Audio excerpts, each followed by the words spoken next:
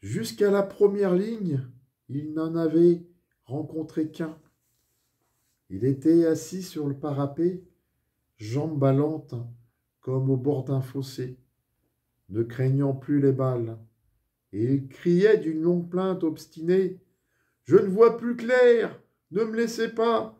Je ne vois plus clair! » Un large filet rouge coulait sur sa tempe et lui barrait la joue.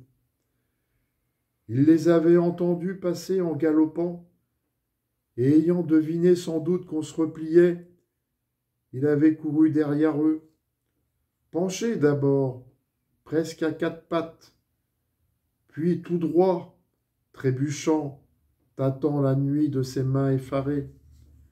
Sa supplication les avait poursuivis un instant. « Ne me laissez pas, les copains! Je vous jure de ne pas crier !» Puis, un pas dans le vide du boyau, et d'un bloc, les mains tendues, l'aveugle était tombé dans son tombeau. Comme il tournait le redent, il avait entendu le coup sec d'un Moser, le coup de grâce sans doute. Par hasard, je regardais mon poids pendant que Berthier parlait.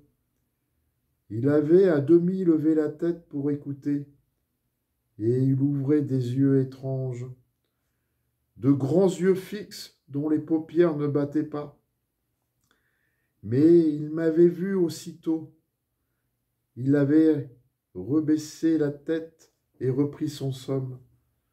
Ce n'est rien, ce regard surpris, et cependant, depuis ce soir-là, d'étranges idées me viennent, malgré moi.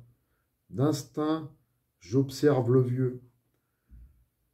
À quoi peut-il penser pendant des journées entières? Je crois le savoir à présent. Ce n'est rien, pas même une supposition, rien qu'une inquiétude vague, une angoisse irraisonnée qui se cristallise. Mais cela s'impose à mon esprit, avec des petits faits qui se raccordent, des coïncidences banales. J'épie ces moindres gestes, à présent comme si je devais découvrir quelque chose. Parfois je résiste à cette obscure suggestion. Voyons, c'est stupide. Pourquoi vouloir prêter une âme de roman à ce paysan malade? Il souffre comme souffriraient ces bêtes qui, ne sachant pas se plaindre, se couchent le mufle.